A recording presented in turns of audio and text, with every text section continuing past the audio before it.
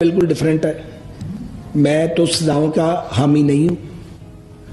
میں ایک سیاسی کارکن ہوں. سیاسی خاندان میں میری پیدائش ہوئی ہے. 80-85 سال کا ہمارا سیاسی سفر ہے. وہ جد و جہد کا ہی سفر ہے.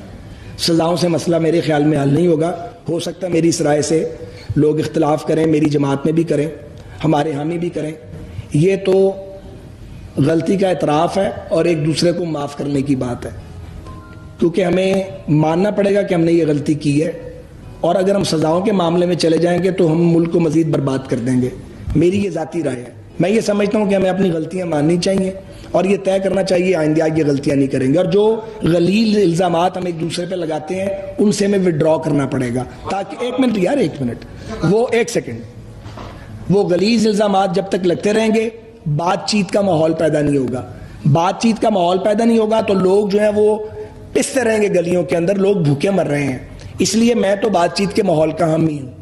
میں تو یہ نہیں سمجھتا کہ ہم پوائنٹ آف نو ریٹرن پہ پہنچ جائیں اور کہیں کہ ہم اب ایک دوسرے کی شکل نہیں دیکھیں گے. جتنا مرضی ناپسند ہے ہمیں ایک دوسرے کی شکل, اور جتنی مرضی تلخی ہے ایک دوسرے کے ساتھ, راستہ بات چیت سے نکلے گا.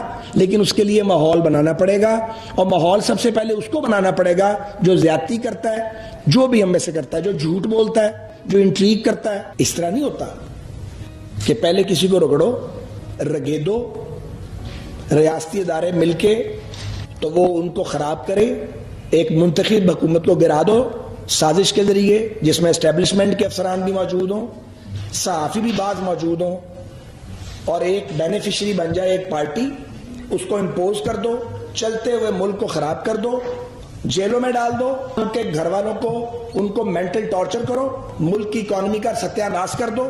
تو ناظرین